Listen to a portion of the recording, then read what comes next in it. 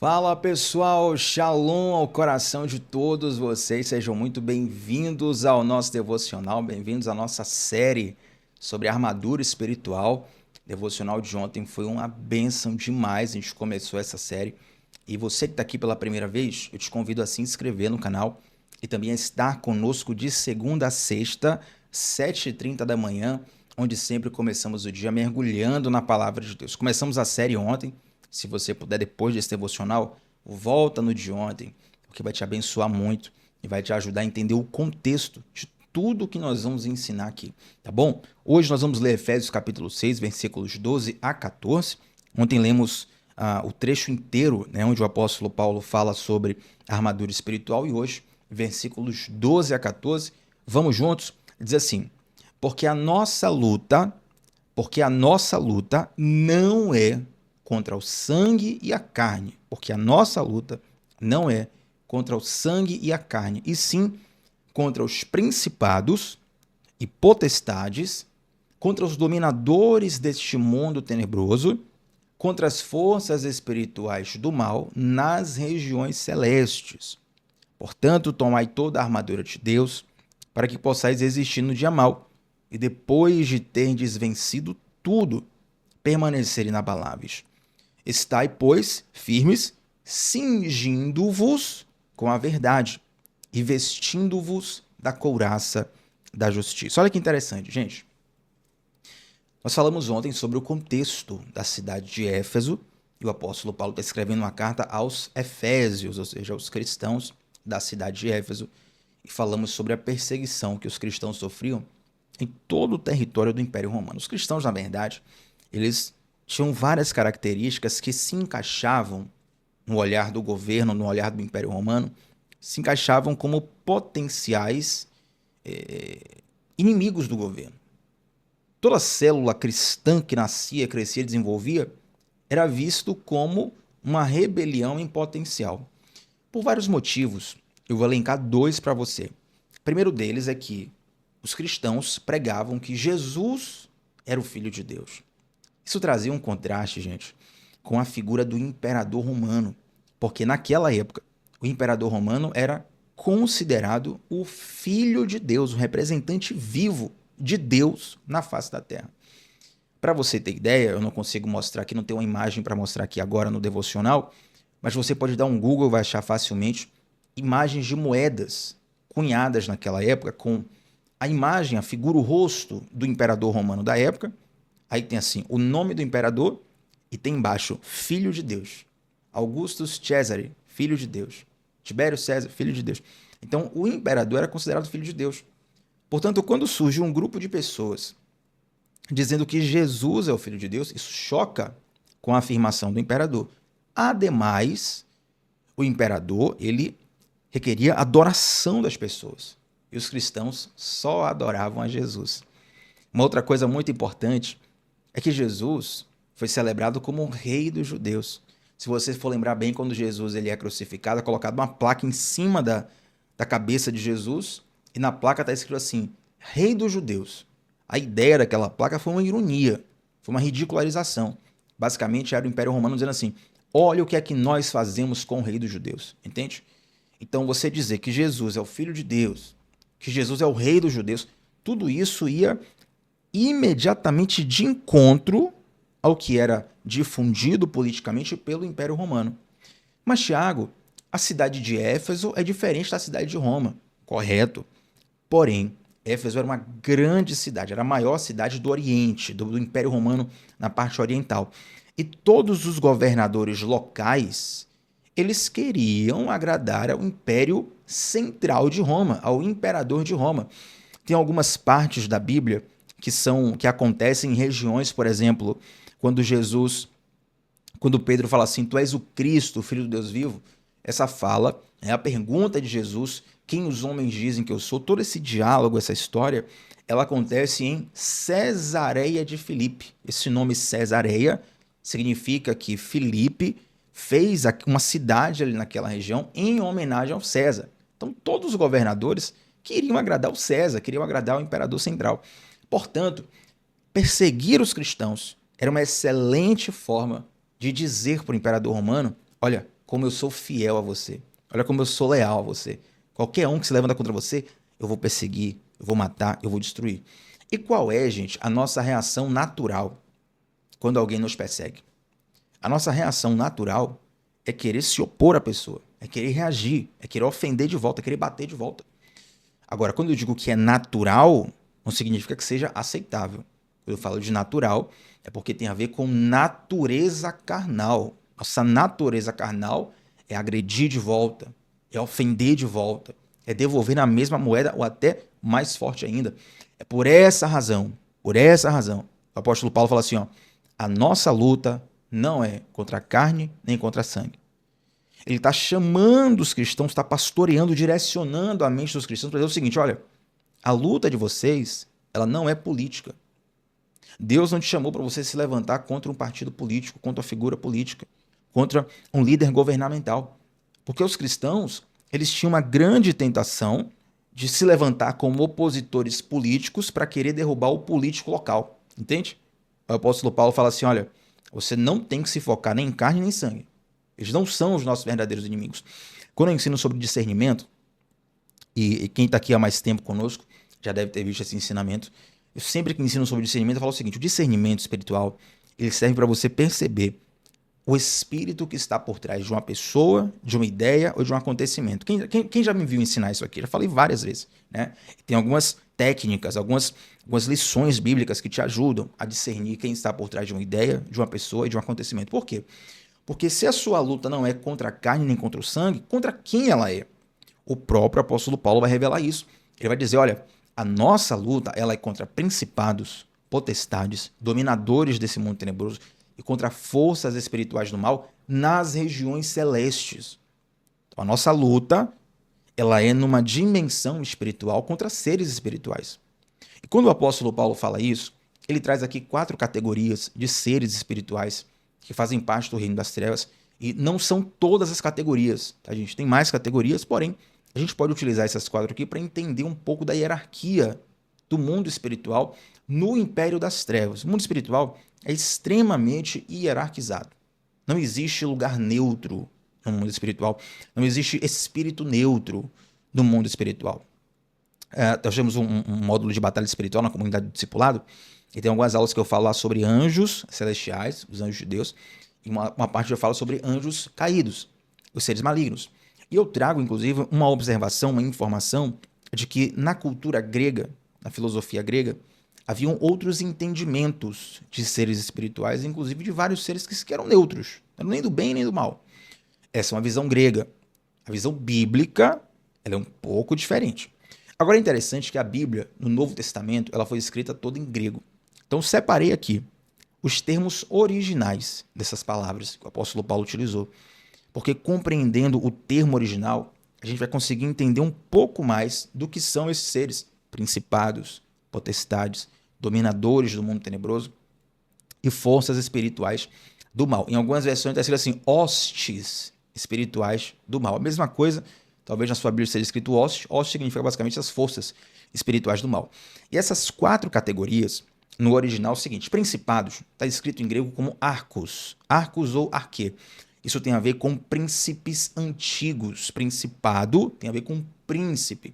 Quando você vai para um reino de homens, né, a figura máxima ali é o rei, e logo abaixo do rei tem os príncipes. Então, o principado está ali bem, quase que no topo da cadeia do império do mal, do império das trevas. E esses principados, eles atuam de modo estratégico, espalhando ideias, estratégias, filosofias que vão influenciar uma grande massa de pessoas. Existem pouquíssimos principados, dá para contar na palma da mão, tá? E esses principados, eles não vão trabalhar diretamente contra um ser humano. Ele vai sempre trabalhar num ponto estratégico contra uma grande região.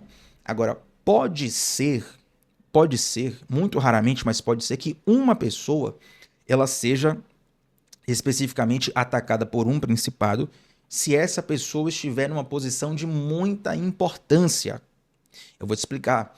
Existem alguns governantes no mundo que têm muito poder na mão. Você concorda comigo? Você concorda que tem governantes no mundo que têm muito poder de influência, não só no seu país, mas também em outros países? Essas figuras, por terem muito poder, muita influência, por simbolizarem muitas coisas, pode ser que essas figuras elas sejam, sim, alvo de influência de principados. Mas a grande maioria das pessoas não passa de massa de manobra. A grande maioria das pessoas não tem uma grande influência sobre nações, sobre gerações. Então elas não vão ser alcançadas por principados.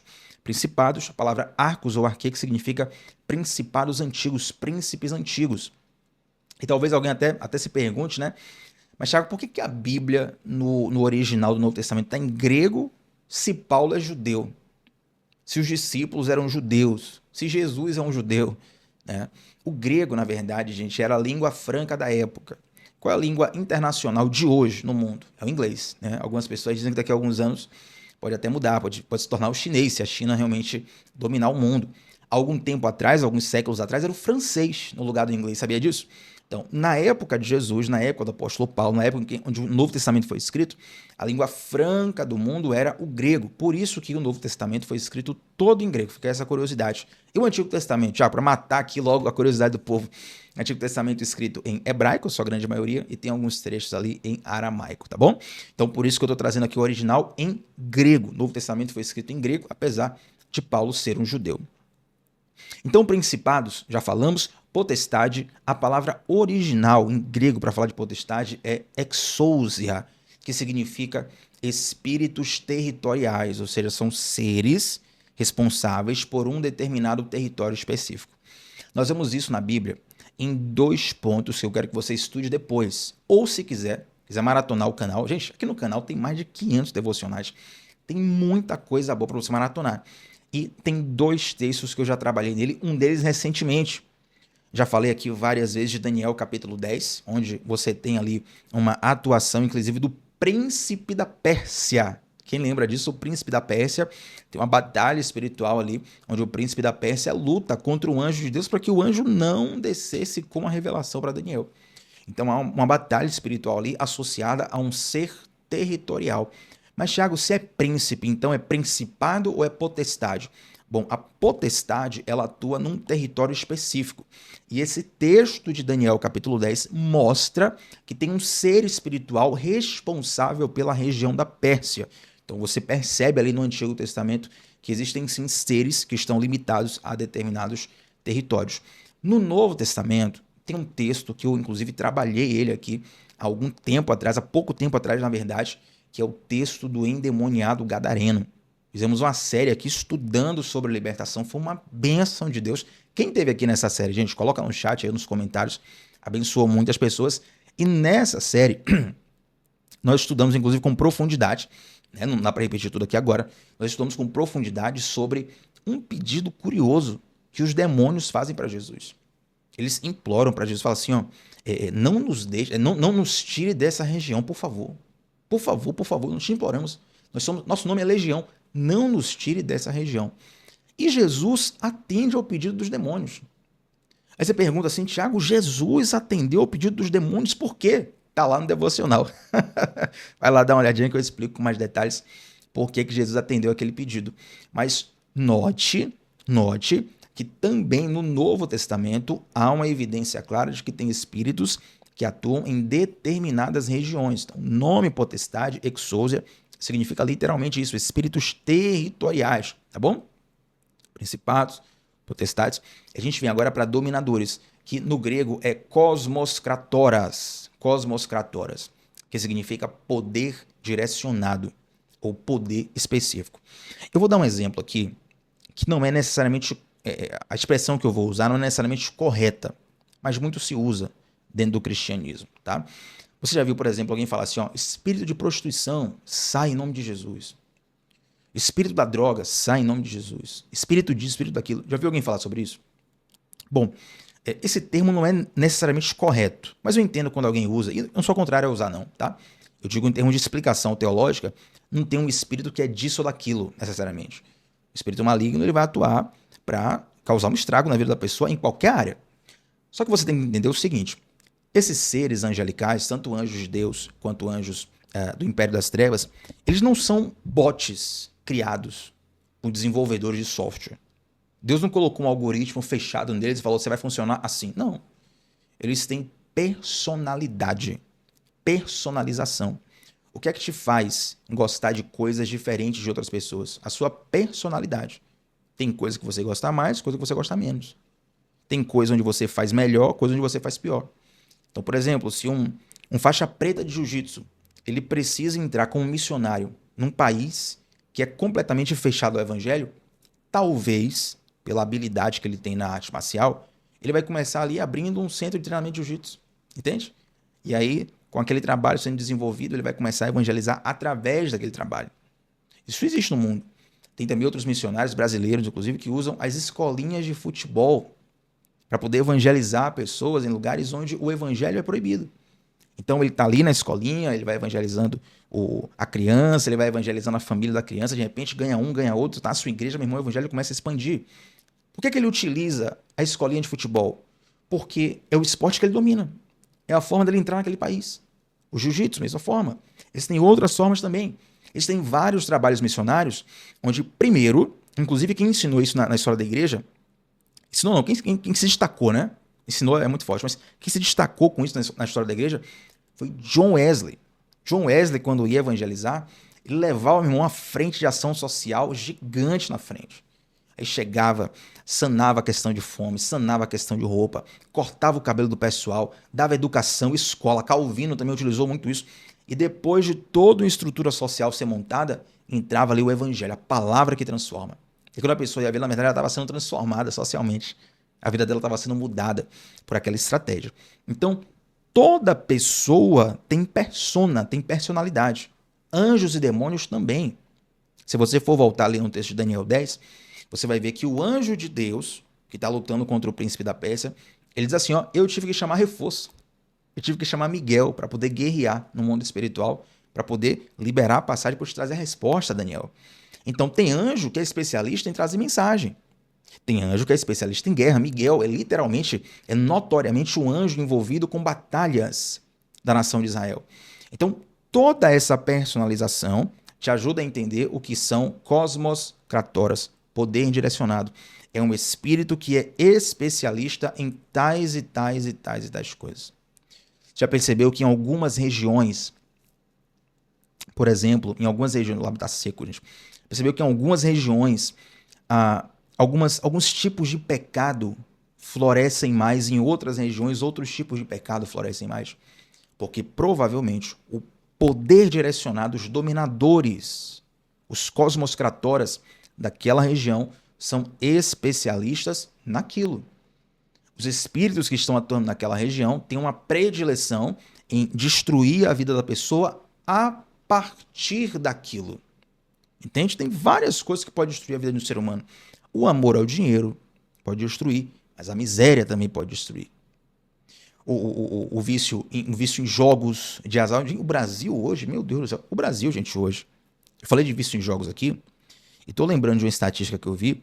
O Brasil, se não me falha a memória, é o país onde as pessoas mais têm investido o seu dinheiro em jogos de azar. Sabia disso? E, infelizmente, a grande maioria das pessoas investe até de modo errado, né? Ao invés de colocar R$1 ou R$2 ali para brincar, para se divertir, coloca o dinheiro, o salário do mês. Coloca a esperança da vida dela em um jogo como... Enfim, não posso nem falar o nome aqui, senão o vídeo cai, né? Mas você entende, aquele animalzinho, né, da selva, né? E, enfim, que tem aí um jogo com o nome dele. E coloca dinheiro nisso. E aí perde o dinheiro, perde a sanidade mental, perde a paz no coração. Pessoas cheirando a própria vida por causa disso. Algo terrível que está crescendo no Brasil.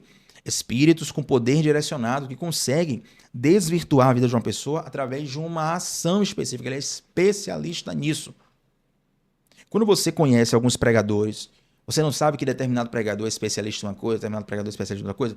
Mesma coisa, espíritos do bem e do mal. Anjos de Deus e espíritos malignos, demônios. Eles sempre são especialistas em alguma ação específica. Então, cosmos kratórios é esse poder direcionado. Isso aqui, gente, é a gota do oceano que você pode entender sobre o mundo espiritual. E para você aprender mais, vem para a nossa comunidade do discipulado. O link está aí no comentário fixado. Você vai aprender muito sobre tudo isso e muito mais lá. E para fechar, forças espirituais do mal, no qual é escrito em grego ponerias. Ponerias significa maléfico. Basicamente, sim, espíritos maléficos Como se o apóstolo Paulo estivesse terminando assim, e demais espíritos maléficos, entende? Esses espíritos do mal. E ele vai enfatizando para os cristãos o seguinte: a nossa guerra é contra eles. Nossa guerra não é contra político, nem contra governadores, não é contra influenciadores, não é contra pessoas. Nossa guerra é no mundo espiritual, é nas regiões celestes. E aí entra a profunda importância de uma vida de oração, de uma vida de jejum, de uma vida de abdicação. Sabe por quê, gente? Porque o mundo espiritual, ele conhece quem é quem de forma desnudada. Tem um episódio muito forte lá em Atos, onde o apóstolo Paulo está inclusive na cidade de Éfeso, né? E o relato é o seguinte: Paulo expulsando os demônios saíam, né? E tinham os filhos de um sacerdote chamado Cefas. Esses filhos sacerdotes ficavam observando Paulo expulsar os demônios. E eles meio que pegaram a manha da expulsão de demônios. Porque naquela época era muito comum que houvessem técnicas de exorcismo. Então eles olharam Paulo expulsando os demônios e pensaram assim: ó, aprendemos a última técnica, a técnica mais moderna, perdão, para expulsar demônios. E eles chegaram para um endemoniado e falaram assim: nós ordenamos que você saia em nome do Deus de Paulo. Rapaz, acho que é Atos 18 e 19, me falha a memória agora. E aí o demônio fala assim: peraí, Jesus eu conheço, Paulo eu também conheço. É interessante essa informação, né? O demônio fala assim: ó, eu conheço Paulo, eu sei quem é Paulo. O demônio fala assim: ó, eu sei quem é Paulo. Entende? Então o mundo espiritual, ele sabe quem é quem. Não adianta, você pode disfarçar quem você é nas redes sociais, você pode disfarçar quem você é para as pessoas ao seu redor, você pode mentir para si mesmo, pode até mentir para si mesmo, mas nem para Deus, nem para o mundo espiritual em geral você mente, entende? Claro, ninguém é perfeito, todo mundo falha, todo mundo peca, todo mundo precisa melhorar e ser aperfeiçoado. A graça de Deus nos cobre, mas não adianta só usar o nome de Jesus desordenadamente. Você precisa estar debaixo do nome de Jesus. Opa, balançou aqui. Entende? Você vai estar debaixo do nome de Jesus. Então o demônio fala assim: pô, Jesus eu conheço, Paulo também conheço, mas vocês são quem? Vocês estão achando que o nome de Jesus é um talismã? É um abracadabra? O nome de Jesus é um abracadabra. Falou o nome de Jesus e vou sair. Queridos, o demônio deu uma surra nos filhos. Filhos do sacerdote. Filhos do sacerdote. Não eram meninos aleatórios aqui. Vamos fazer uma brincadeira aqui. Não, não. Pessoas com conhecimento teológico. Pessoas com lastro teológico. E não tinham a comunhão com Jesus e passaram vergonha naquele momento. Por quê? Porque o mundo espiritual conhece quem nós somos. A importância de você estar na brecha, estar orando, jejuando, buscando, vigiando. Inclusive, porque tem algumas castas que você só vai conseguir enfrentar a partir do jejum e da oração. O próprio Jesus fala isso. Mas, Thiago, então se eu estiver com minha vida no altar 100% vai dar certo? Nem sempre. Os discípulos estavam debaixo da autoridade de Jesus. Eram alunos diretos de Jesus. Haviam recebido autoridade para expulsar demônios do próprio Jesus. Mas eles foram expulsar um demônio e o demônio não saía. Os discípulos perguntaram: mestre, por que esse aqui não saiu? Por que com esse aqui não funcionou? Jesus fala assim: ó, tem casta que você só pode enfrentar debaixo de oração e de jejum. Aquela pessoa que você está falando de Jesus e não está funcionando, o coração não está abrindo, a pessoa não está... Experimenta fazer uma oração e um jejum. Que aí mesmo você vai batalhar agora nas regiões celestiais. Às vezes quer batalhar muito, ó, nos lábios. Quer batalhar muito com argumentos carnais. A mente da pessoa está fechada. Você está jogando argumento, mas a mente está fechada. Lembro-me de certa vez de estar evangelizando uma pessoa que a pessoa ficava parcialmente possessa. Quando eu digo parcialmente possessa, eu quero dizer é o seguinte: a pessoa estava possuída, mas ela não estava naquela possessão estereotipada, né, que muitos cristãos aprenderam através da televisão, infelizmente. Começa a gritar, vira olho, mão para trás. Às vezes acontece, mas não era o caso. A gente evangelizava a pessoa e a pessoa ficava prestando atenção na gente. Ficava prestando atenção com o olho assim, arregalado, nem piscava, vários minutos sem piscar. E depois, com o tempo, a gente começou a perceber que ali era uma possessão para que a mente dela não recebesse a mensagem do evangelho. Aí quando a gente percebeu, quando eu digo a gente, eu e uma outra pessoa que evangelizava comigo, quando a gente percebeu isso, a gente começou a orar, repreendendo quando ela ficava assim.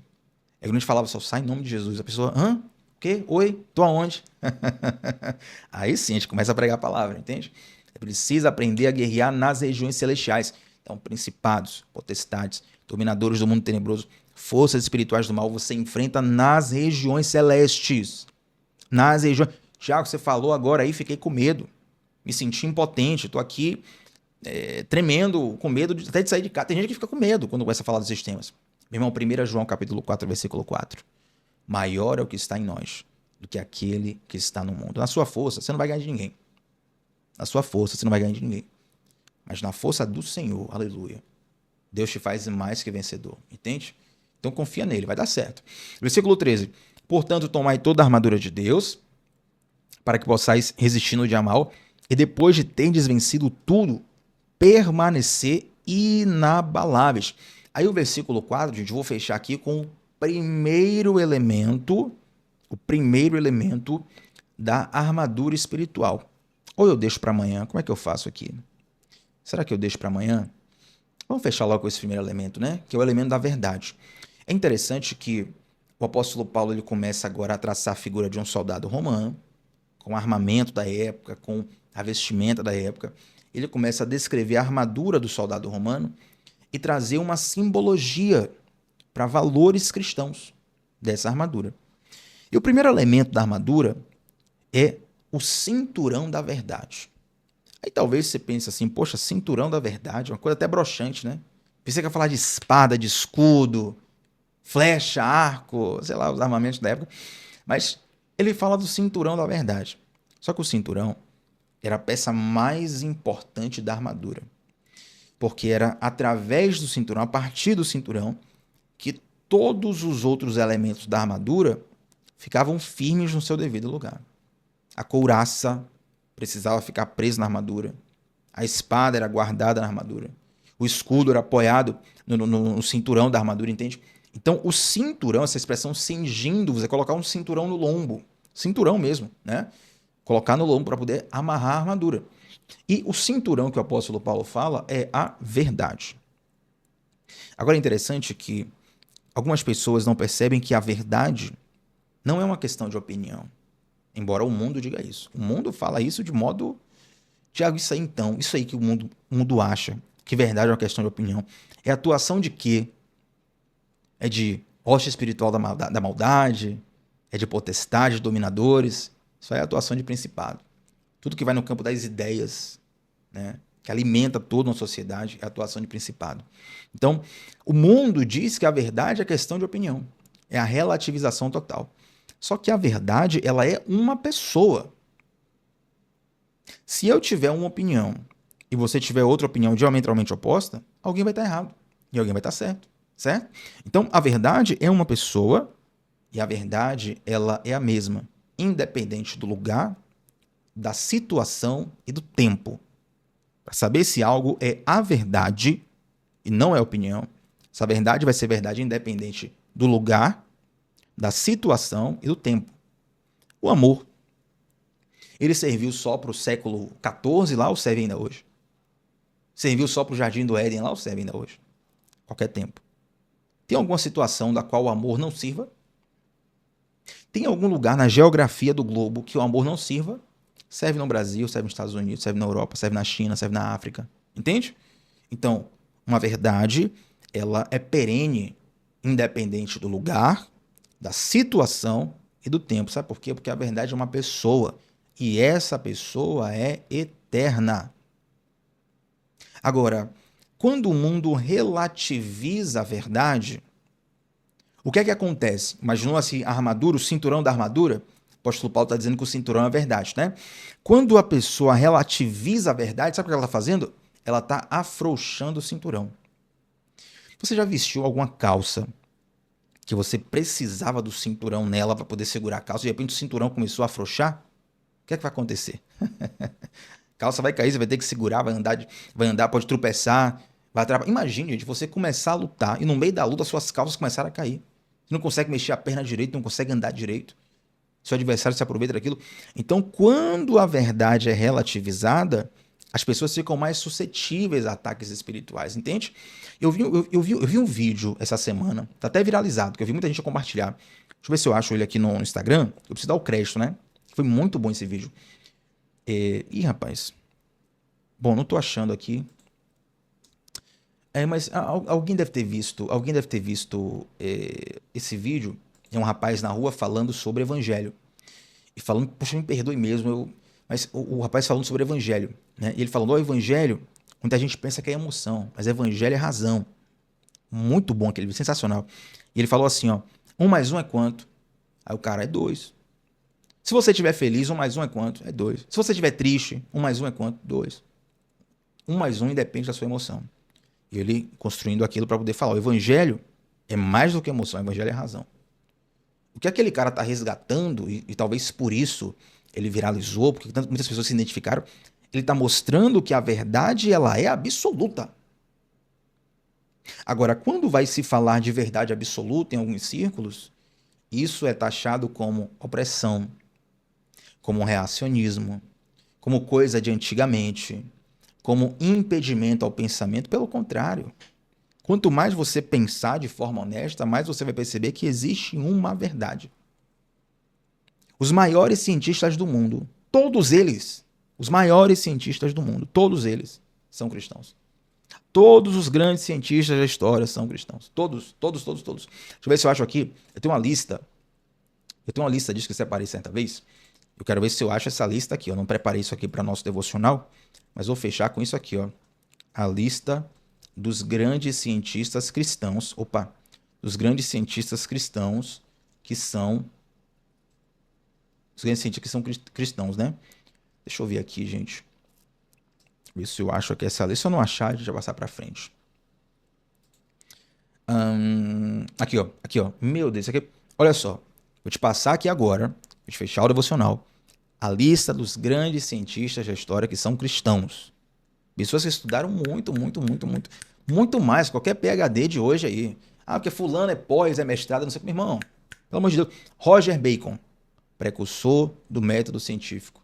O método científico que toda a academia do mundo hoje usa, precursor Roger Bacon, cristão.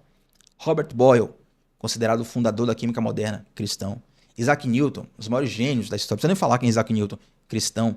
John Flamsteed, criador do primeiro catálogo de estrelas moderno, cristão. Stephen Hales, primeiro a levar os métodos da física para a biologia, cristão. John Bertrand, um dos maiores botânicos da história, cristão. John Mitchell, considerado o pai da sismologia e o primeiro cara a considerar a existência de buracos negros no universo, cristão.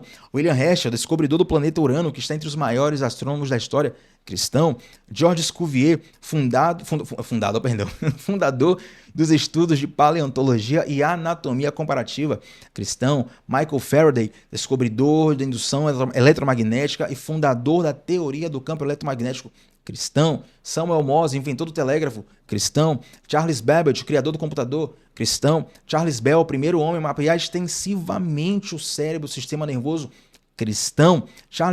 Louis Agassiz, considerado o pai da ciência glacial, cristão. Gregor Mendel, considerado o pai da genética, cristão. Martin Luther King, pastor americano que lutou pelos direitos civis dos negros, cristão. William Wilberforce, deputado inglês, líder do movimento britânico abolicionista entre os séculos XVIII e XIX, cristão. João Calvino, reformador que transformou a Suíça através de um sistema educacional eficaz. Gente, quem aqui gostaria de levar o filho para estudar na Suíça? São das coisas mais desejadas em nível de estudo, de qualidade de estudo do mundo. Quem criou o sistema educacional da Suíça, que é referência no mundo inteiro hoje, chama-se João Calvino, cristão. Desmond Tutu, consagrado Prêmio Nobel da Paz em 84 por sua luta contra o apartheid na África do Sul, cristão. E muitos outros nomes, Blaise Pascal, Alex de Tocqueville, Descartes, John Harvard. A Universidade de Harvard hoje talvez seja a mais famosa do Ocidente. John Harvard foi um pregador cristão cheio de Deus. Oxford, Cambridge, Yale, diversas universidades que são referências no mundo todo, fundada por cristãos. Quanto mais você estuda, mais você percebe que a verdade é absoluta. Agora, o que Satanás quer é que essa verdade, esse cinturão, esteja frouxo. Porque uma vez que o cinturão está frouxo, todo o restante fica prejudicado. Por que que o primeiro elemento da armadura espiritual... Então, tá uma guerra espiritual com essa boca seca aqui, viu? Por que que o primeiro elemento da armadura espiritual é o cinturão da verdade? Porque todas as outras coisas precisam estar fundamentadas na verdade. Eu preciso agora que você faça uma lista na sua vida de tudo aquilo que não está fundamentado na verdade. Tudo aquilo que está fundamentado numa mentira, numa cena, numa aparência. Tudo isso aí, ó, você está se enganando, cara. Você pode até achar que está enganando alguém, mas no fundo, você está se enganando. Entende? A nossa vida precisa estar fundada na verdade. Uma vez que você está baseado na verdade, e Jesus falou, eu sou o caminho, eu sou a verdade, eu sou a vida. João 8,32, e conhecereis a verdade vos libertará. Quando a sua vida está fundada na verdade, aí você vai começar a ter estrutura para começar a batalhar espiritualmente. Primeiro passo da sua armadura é ajustar o cinto. Cinto firme. Cinto da verdade. Uma vez que a verdade está... Sua vida, perdão, está centralizada na verdade. Aí agora você vai ter um início de estrutura para poder lutar e ser mais que vencedor espiritualmente falando. Amém, gente? Vamos fechar o nosso devocional. Desculpe pelo tempo. Acabou sendo um pouco mais extenso, mas com certeza foi bênção para todos nós. Na verdade, eu quero orar com você e convidar você que está aqui a primeira vez a se inscrever no canal. Está conosco de segunda a sexta, 7h30 da manhã. E a entrar no nosso grupo exclusivo do WhatsApp, onde eu envio todos os dias o link dos devocionais, 10 minutinhos antes. Então te ajuda a ser constante. E eu envio durante o dia também as minhas anotações de tudo que nós falamos aqui no devocional. Você recebe gratuitamente lá em PDF. Vai ser uma bênção para você. Venha para o nosso grupo, que vai ser precioso ter você conosco, tá bom? Vamos orar, gente? Deixa um like nesse vídeo e vamos orar para fechar o nosso devocional. Santo Deus, muito obrigado, Pai, porque Tu és a verdade. A verdade que veio ao mundo, a verdade que morreu, a verdade que ressuscitou, a verdade que nos dá vida. Tu és a vida. Tu és o caminho, Tu és a beleza. Tu és tudo o que nós temos de mais precioso. Ó Pai, que a nossa vida seja fundamentada em Ti, Senhor. Assim como o cinturão na armadura precisava estar firme, justo, para que toda a armadura pudesse estar segura e o soldado apto para a luta. Meu Deus, que a nossa vida esteja firmada em Ti.